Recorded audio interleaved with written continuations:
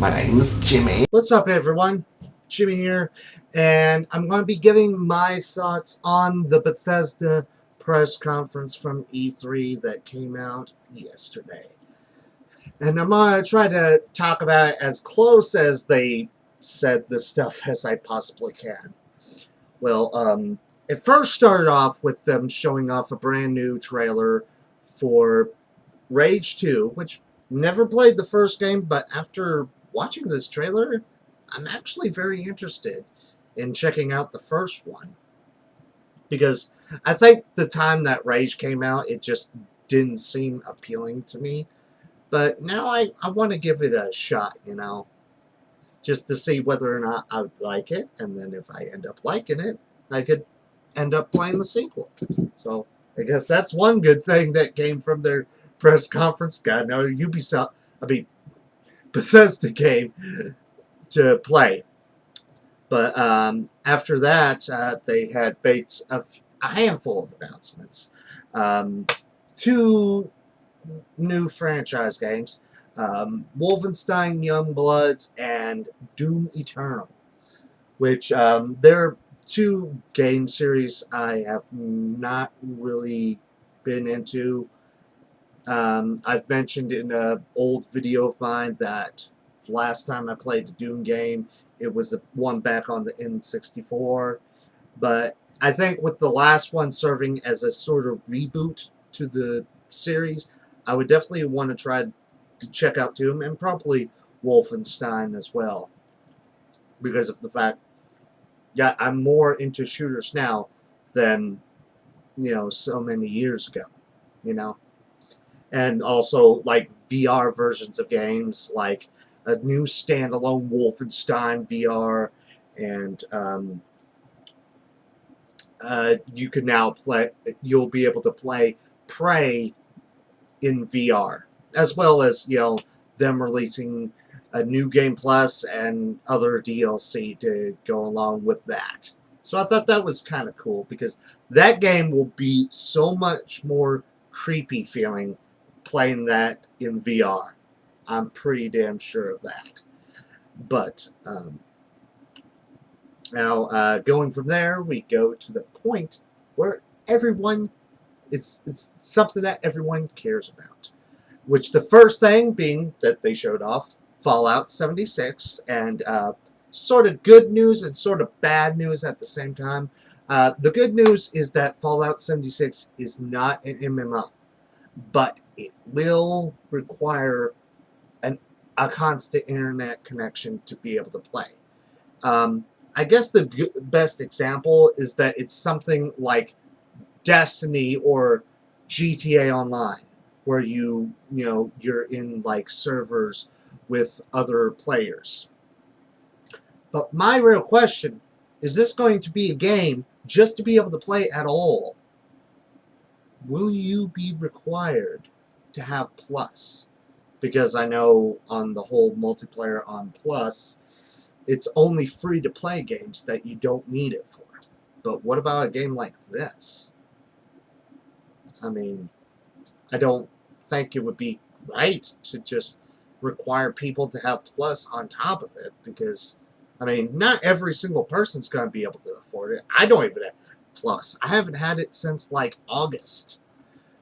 But, it was nice, and they also announced a couple of special editions with it, one of them including a replica of a power armor helmet. How fucking cool is that? I mean, we got the Pip-Boy, the Pip-Boy phone case-like thing back and forth, and now we have a power armor helmet. I think that's cool. I mean, now what we gonna have next in the next Fallout game? Are we gonna have like a Fat Boy? A mini, a mini nuke launcher? But after I'm definitely interested, but I do want that question really answered. And after that, not surprised, Fallout Shelter is now available on Switch and the PS4, which it was no surprise because, I mean, it's already on PC, and I recently found out it was already on Xbox One. So, I mean, not a real shocker there. But they also announced a new upcoming mobile game called Elder Scrolls Blades. And basically, it kind of feels like an Elder Scrolls, but you just play on your phone. You know, you create your own character, you kind of fight monsters and whatnot. I think it's a cool idea, and I freaking pre-registered at the Google Play Store, and it took me a while to kind of to get access to my Bethesda account, because you can also sign up to potentially get early access to the game. Which, hey, who wouldn't want early access? That just gives you a little bit extra time above everyone else. And also, in this whole portion, I forgot to mention, they showed so much that they definitely have a genuine sense of humor. Like the first thing is like, what edition of Skyrim are we going to have now? And they showed Skyrim, very special edition. Oh gosh, I think the next step would have been like an AR game, mobile game. You know, Pokemon Go and Jurassic World Alive kind of thing. But but on top of that, they also, before they kind of truly ended it, they announced 2 brand new games as well. One being the IP that people were speculating was going to get announced here at E3, and that was Starlight. Definitely interested by that, because I think it comes from the devs that worked on Skyrim themselves. So I'd like to see how this game will work. And also, as he said, the game we won't stop asking for. I've been asking for fucking 3 years. Well, I wasn't asking so much this year, but 2 years in a row I was asking for it. We got Elder Scrolls 6 coming. Finally! I mean, finally. I'm like, I don't care for Elder Scrolls Online, so that's kind of the reason why I didn't mention that stuff. Because no interest at all with Elder Scrolls Online. I only bought it to bide my time until Batman Arkham Knight came out that year. That's the only reason I even bought it at all. I don't even know whether or not you're required to have Plus just to play it. I mean, I would think, since technically it's a free-to-play game, that it wouldn't. Like, you know, you don't have to pay a monthly subscription in order to just play it. But those are overall my thought, all the stuff, and, you know, you've seen what I'm actually genuinely interested in. And pretty much everything I mentioned is something I'm at least remotely interested in. Definitely excited for all these new games. And I have to say, just like the Microsoft conference, Bethesda stepped up their game from 2017. Which, if I remember correctly, Bethesda was the one that had in my opinion, the worst press conference. And I think Microsoft was second. Because Bethesda, they only showed off 4 things. None of the 4 I even cared about. VR versions of Doom and Skyrim, didn't care.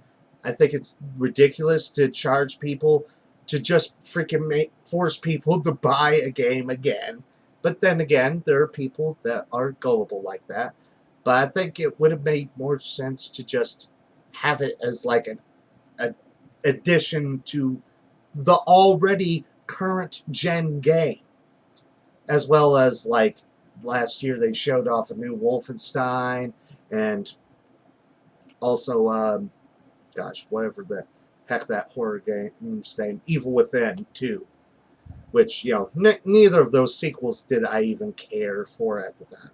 So, definitely, just like Microsoft, is a contender to be the upper part of E3. And again, EA is officially the worst. I don't think anyone will top them being the worst out of what we have left, because as I'm recording this, there's still Sony, which I've never been like 100% disappointed with Sony. And then tomorrow we have the Nintendo conference, and I don't think the Ubisoft conference, because at this point I have watched the Ubisoft and the Square Enix conferences. Neither of those were worse. So yeah, EA, you poor company. But those are my thoughts. Let me know yours down in the comments below. As well, no matter if you agree or disagree with me. I just want to know everyone's opinions. But my name's Jimmy, and until the next one, bye.